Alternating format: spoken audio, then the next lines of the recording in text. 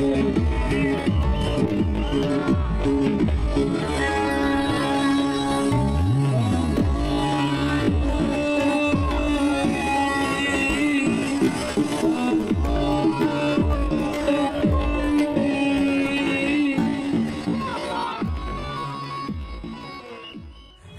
বন্ধুরা, বংযাত্রায় চন্দননগরের জগদ্ধাত্রী পুজোর আরও একটা নতুন ভিডিওতে তোমাদের সকলকে জানাই সুস্বাগতম। এখনো পর্যন্ত তোমরা যারা চন্দননগরে গিয়ে জগদ্ধাত্রী ঠাকুর দেখার উপলব্ধি করতে পারোনি, তাদের জন্যই আজকের ভিডিও। প্রথমেই দেখে নেওয়া যাক মানকুণ্ডু স্পোর্টিং ক্লাবের পুজো মণ্ডপ। এছাড়াও বেশ কিছু বিখ্যাত পুজো মণ্ডপ তোমাদের জন্য এই ভিডিওতে আমি নিয়ে এসেছি এক্সক্লুসিভলি। যাদের চন্দননগরে ভিজিট করে ঠাকুর দেখা সম্ভব না, তারা বংযাত্রা অর্থাৎ আমার মাধ্যমে ঘরে বসেই চন্দননগরের জগদ্ধাত্রী পুজো উপলব্ধি করতে পারবে। চন্দননগরের জগদ্ধাত্রী পুজো মানেই বিশ্বের সেরার সেরা চমকগুলি অপেক্ষা করে থাকে। যেমন সুন্দর হয় লাইটিং, তেমনই সুন্দর হয় মণ্ডপ।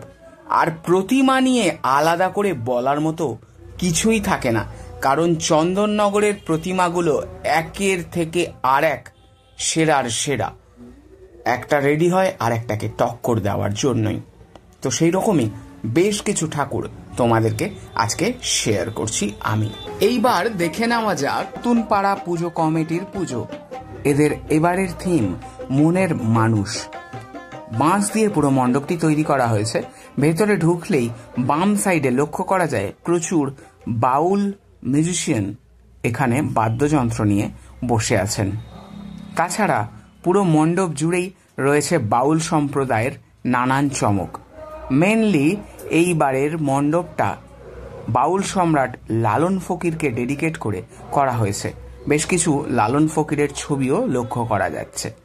আর মণ্ডপের উপরের দিকেও একটি বড় পোর্ট্রেট আছে, যেখানে একটা বাউল গান গাইছে। মণ্ডপের এই সাইডটাতে লালন ফকিরের বেশ কিছু গান লিখে রাখা হয়েছে। বিখ্যাত বিখ্যাত লালন ফকিরের সমস্ত গানগুলোকে এখানে লিখে মণ্ডপটা সাজানো হয়েছে।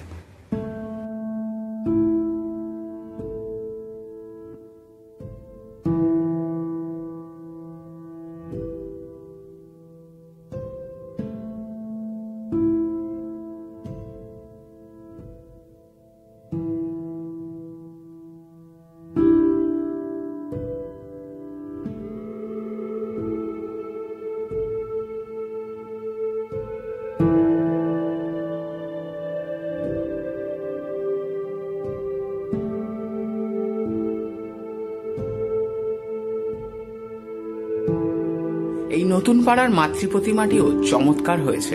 একটি লাল রঙের বেনারসি পরে আছেন দেবী, এবং তাছাড়া মাথায় রয়েছে একটি লাল রঙের মুকুট এবং তার উপরে অনেক সোনা গয়না দিয়ে ডিজাইন করা।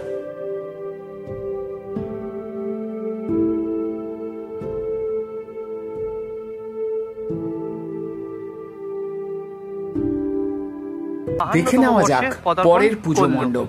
52তম বর্ষে এবারে এনাদের নিবেদন বিশ্বের সব থেকে বড় জগদ্ধাত্রী পুজো।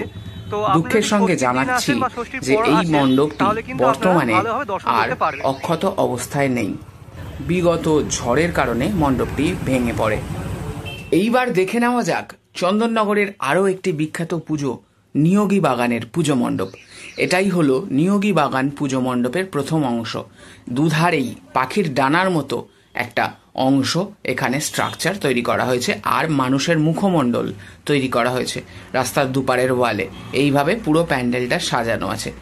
এই হচ্ছে নিয়োগী বাগান পুজো মণ্ডপের ভিতরের অংশ। অপূর্ব সুন্দর করে এই মণ্ডপটা করেছে। আলোকসজ্জা এবং মণ্ডপসজ্জা মিলেমিশে চমৎকার এক রূপ এখানে সৃষ্টি করা হয়েছে। আর মণ্ডপের একদম মধ্যিখানে বিরাজ করছেন মা জগদ্ধাত্রী। অপূর্ব সুন্দর এইখানকার মাতৃ প্রতিমাটিও। মুখশ্রীটা এতটাই মিষ্টি যে চোখ জুড়িয়ে যায় তাকিয়ে থাকলে। আর কালারের যে কম্বিনেশন করা হয়েছে তাও কিন্তু বেশ চমৎকার। পুরো মণ্ডপ জুড়ে মানুষের ভিড়ে ঠিক ঠিক করছে এই পুজো মণ্ডপে এবং এই প্রতিমার দর্শন পাওয়ার জন্য।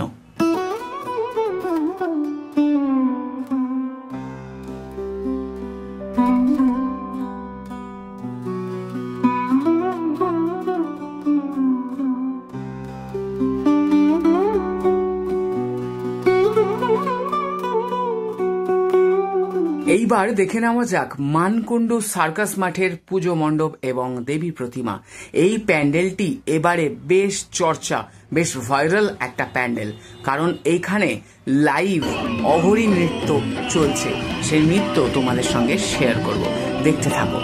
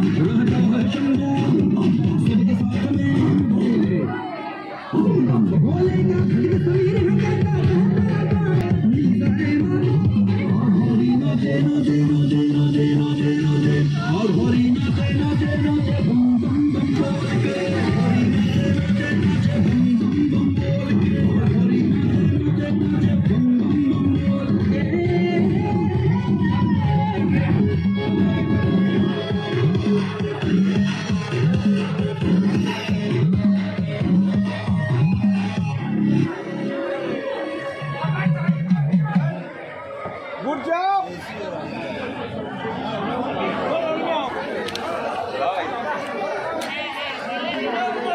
महाकाल महाराज धीराज की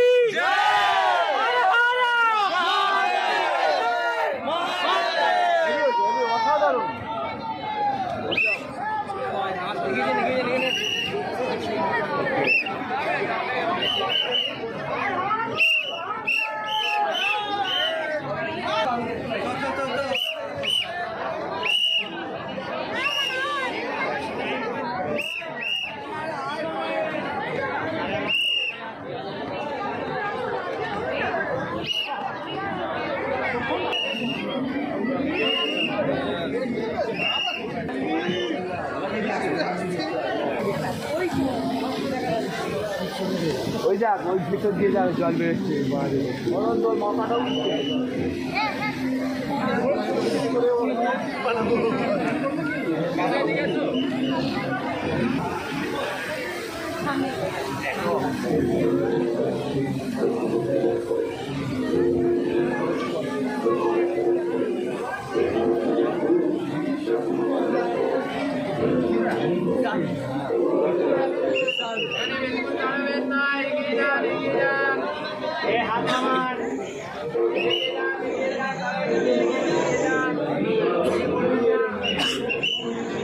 এই মানকুণ্ডু সার্কাস মাঠের দেবী প্রতিমাকে মহারানী নামে ডাকা হয়।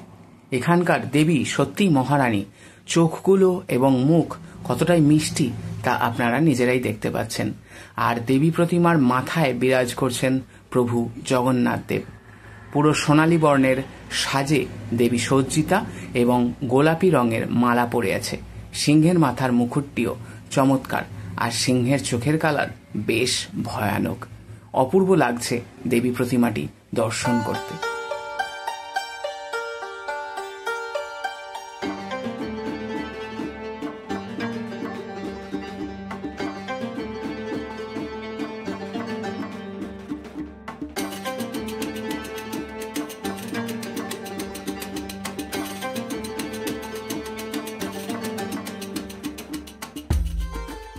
এইবার দেখে নেওয়া যাক চন্দননগরের সব থেকে বেশি বিখ্যাত যে দেবী প্রতিমা, তা হচ্ছে রানীমা। রানীমার মণ্ডপে প্রতি বছরই বেশি আড়ম্বর থাকে না, একটি ছোট্ট মানের মাঝারি মাপের মণ্ডপ হয়। এবারেও তার ব্যতিক্রম হয়নি। একটি রাজবাড়ির আদলে তৈরি করা হয়েছে রানীমার মণ্ডপটি, যার কালার হালকা ক্রিম কালার এবং গায়ে সবুজ সবুজ গাছের মতো ডিজাইন করা হয়েছে। আর এর ভিতরের ঝাড়বাতিটি চমৎকার। প্রত্যেক বছরই এই ধরনের বড় ঝাড় দিয়ে সুসজ্জিত থাকে রানীমার পুজো মণ্ডপ। এইখানের দেবী প্রতিমাতেই থাকে আসল চমক।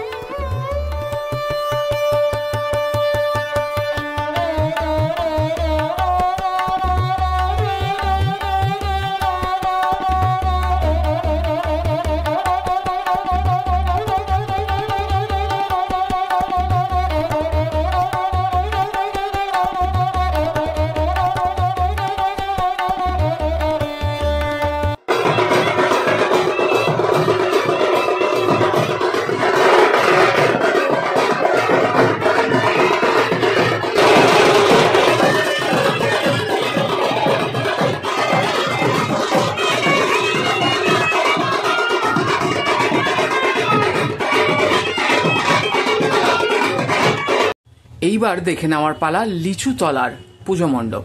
এই পুজোটিও প্রত্যেকবার বেশ চর্চায় থাকে।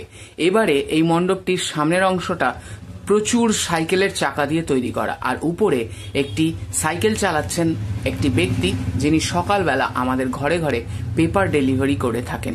তার স্ট্রাকচারটাও পেপার দিয়েই তৈরি।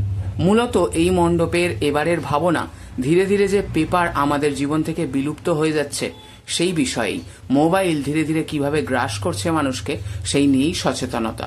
মণ্ডপের ভেতরে ঢুকলেই ডান দিক এবং বাঁ দিক মিলিয়ে দেখা যায় একটি স্টেশন করা হয়েছে, যেখানে ভেন্ডার থেকে সকালবেলায় খবরের কাগজগুলো আমাদের লোকাল স্টেশনে নামানো হয় এবং সেখান থেকে পেপারগুলোকে ভাগ ভাগ করে প্রতিটা বাড়িতে পাঠানোর জন্য ডিস্ট্রিবিউট করা হয়। সেই রকমই একটি দৃশ্য এখানে তুলে ধরা হয়েছে। এটিকে একটি স্টেশনের আকার দেওয়া হয়েছে, আর স্টেশনের নাম দেওয়া হয়েছে লিচুতলা স্টেশন, যেহেতু এটা লিচুতলা পুজো মণ্ডপ। এখান থেকে ভিতরে ঢুকলে অসংখ্য খবরের কাগজ দিয়ে একটি ডিজাইন করা, আর তার সামনেও আরো বেশ কিছু সিগনিফিকেন্স এখানে দেখানো হয়েছে। যেমন সকালবেলা ডিস্ট্রিবিউশনের প্রথম পার্ট, সাইকেল নিয়ে বিভিন্ন দাদারা বাড়িতে বাড়িতে খবরের কাগজ ডেলিভারি করেন, সেটাই এখানে ফুটিয়ে তোলা হয়েছে। পরের অংশে আবার দেখানো হয়েছে সেই পেপারগুলি পাড়ার মোড়ের চা দোকানে আসে এবং সকালবেলায় বাড়ির বয়স্করা কিংবা বাড়ির মানুষরা সেই চা দোকানে গিয়ে কিভাবে পেপার পড়েন। তাছাড়া আরো দেখানো হয়েছে যে ইউটিউব, ফেসবুক, বিভিন্ন সোশ্যাল মিডিয়া কিংবা মোবাইল ফোন ধীরে ধীরে কিভাবে মানুষের অভ্যেসকে গ্রাস করছে, খবরের কাগজকে ধীরে ধীরে কিভাবে ধ্বংস করছে সেই সমস্ত ইতিহাস। আর পুরোটাই খবরের কাগজ দিয়ে তৈরি করা। এবার আসি দেবী প্রতিমায়। অপূর্ব সুন্দর হয়েছে এখানকার দেবী প্রতিমা, খুবই মিষ্টি মুখশ্রী এবং সিংহটাও চমৎকার। সিংহ এখানে হাতির শুঁড়ে কামড় দিয়ে রেখেছে। অপূর্ব লাগছে টোটাল দৃশ্যটা দেখতে। তাই তোমাদের সঙ্গে শেয়ার করছি লিচুতলার পুজো মণ্ডপ।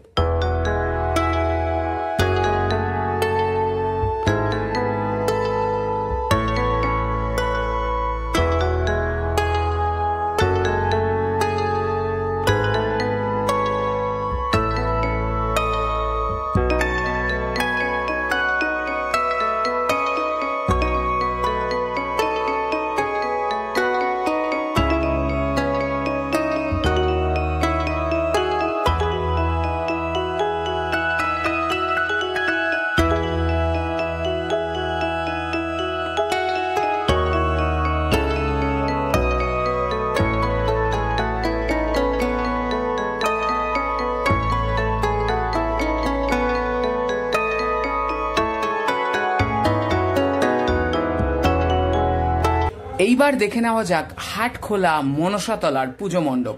এইবারে দেখা যাচ্ছে এদের মণ্ডপের সামনের অংশে বন কাপাসি নামে একটি প্ল্যাটফর্ম স্টেশনের মতো তৈরি করা হয়েছে। তাতে আবার 1 নম্বর এবং 2 নম্বর প্ল্যাটফর্ম এরকম আলাদা আলাদা করে তৈরি করা হয়েছে বাইরের অংশে। এবং মণ্ডপের ভেতরে মেইনলি যে শোলার কাজ অর্থাৎ ডাকের সাজ, যা চন্দননগর জগদ্ধাত্রী পুজোর একটি অবিচ্ছেদ্য অংশ, তা কিভাবে তৈরি হয় সেই ইতিকথা নিয়ে এখানকার থিম। কোন শিল্পীরা তৈরি করেন, তাছাড়া কিভাবে তৈরি হয়, কোথা থেকে সেই ডাকের সাজ আসে, সেই শোলাগুলির চাষ কিভাবে হয়, সংরক্ষণ কিভাবে করা হয় ইত্যাদি সমস্ত বিষয় এখানে ফুটিয়ে তোলা হয়েছে। এই উপরে বেশ কিছু সরঞ্জাম, কাঁচা মাল মজুত করা হয়েছে এবং তার ওপরে ছবি দিয়ে বোঝানো হয়েছে শোলার চাষ কিভাবে হয়, বীজ রোপণ থেকে, গাছ সংরক্ষণ থেকে, শোলা তোলা, সেটা বয়ে নিয়ে যাওয়া, তারপরে কিভাবে সেটা বাজারজাত করা হয়, কিভাবে সেটা ডিজাইন তোলা হয় ইত্যাদি সমস্ত চমৎকার একটি প্রস্তাবনা এনাদের এখানে ফুটিয়ে তোলা হয়েছে। সামনেই দেখা যাচ্ছে মনসাতলা সাজঘর, অর্থাৎ আমাদের পাড়ার বিভিন্ন যে সাজঘর দশকর্মা দোকানগুলো থাকে, সেখান থেকে আমরা টোপর, বিভিন্ন ঠাকুরের প্রয়োজনীয় শোলার সামগ্রী, সাজ ইত্যাদি যে কিনি, সেই ধরনের একটি জায়গা। এবং সামনে একটি কালী ঠাকুরের মূর্তি এখানে পোর্ট্রেট করে করা হয়েছে এবং তার গায়ে শোলার যে কাজগুলো সেই ডাকের সাজ দিয়ে সাজানো। আর উপরে প্রতিটা বাঁশ কেটে তার মধ্যে লাইট ফিট করে উপরের এই সিলিংটাকে তৈরি করা হয়েছে। চমৎকার লাগছে দেখতে। আর পুরো মণ্ডপটা সুসজ্জিত ডাকের সাজের বিভিন্ন কাজ দিয়ে, নানান রকমের ডিজাইন এখানে মজুত করা হয়েছে প্যান্ডেলের সাজানোর জন্য। দেবী প্রতিমার মুখ অবয়ব থেকে বিভিন্ন ধরনের কলকা, বিভিন্ন শিল্পীদের ছবি, তাছাড়া কিভাবে শোলা দিয়ে কাজ করে সেই হাতের মাধ্যমে সেগুলো দেখানো, শোলার কাটিং কিভাবে হয়, কিভাবে ভাঙা হয় সমস্তটা। আর দেবী প্রতিমাকেও এখানে ডাকের সাজে সুসজ্জিতা করা হয়েছে। লাল রঙের একটি বেনারসি শাড়ি পরিধান করে আছেন দেবী জগদ্ধাত্রী, আর সিংহের মাথায় আছে মুকুট। আর অসম্ভব সুন্দর ডাকের সাজ দিয়ে দেবীকে সাজানো হয়েছে, চমৎকার লাগছে দেখতে।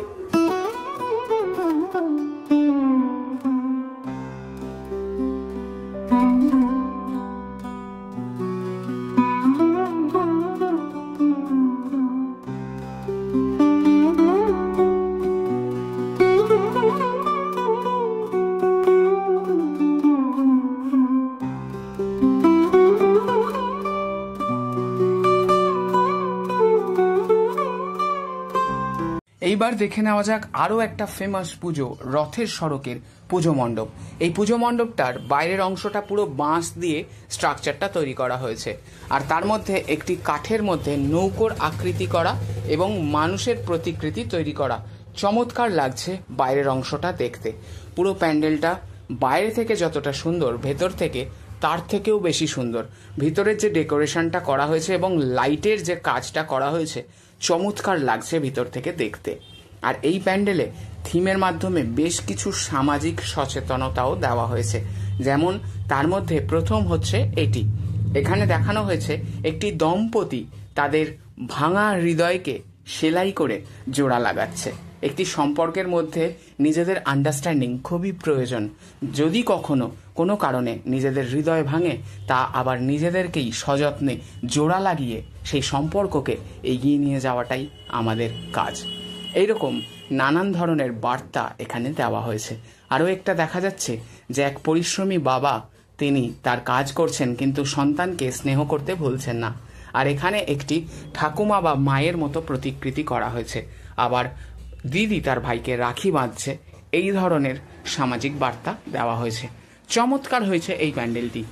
এইবার আসি দেবী প্রতিমায়। দেবী প্রতিমা নিয়ে চন্দননগরে আলাদা করে যতই বলছি ততই হয়তো মুখ থেকে একই কথাই বেরোচ্ছে, কারণ সত্যিই একের থেকে এক চমৎকার চমৎকার দেবী প্রতিমা হয় চন্দননগরে। দেবীর মুকুটের সাইজটা শুধু দেখুন, বিশাল আকৃতির মুকুট, সোনালী কালারের সাজ, সিংহটা বেশ ভয়ানক, দারুণ করেছে দেবী প্রতিমা।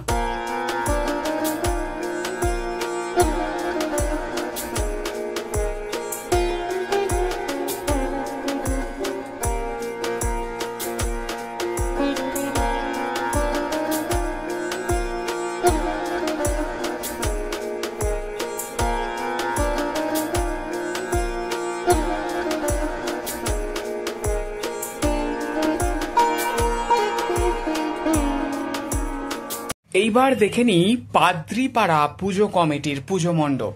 42তম বর্ষে এইবার এদের চমক জল সঞ্চয়, জল অপচয় রোধের বার্তাই দিচ্ছে তারা। মণ্ডপের সামনে একটি বড় কলসি এবং তার উপরে একটি কাক বসে আছে, কাকের ঠোঁটে পাথরের টুকরো।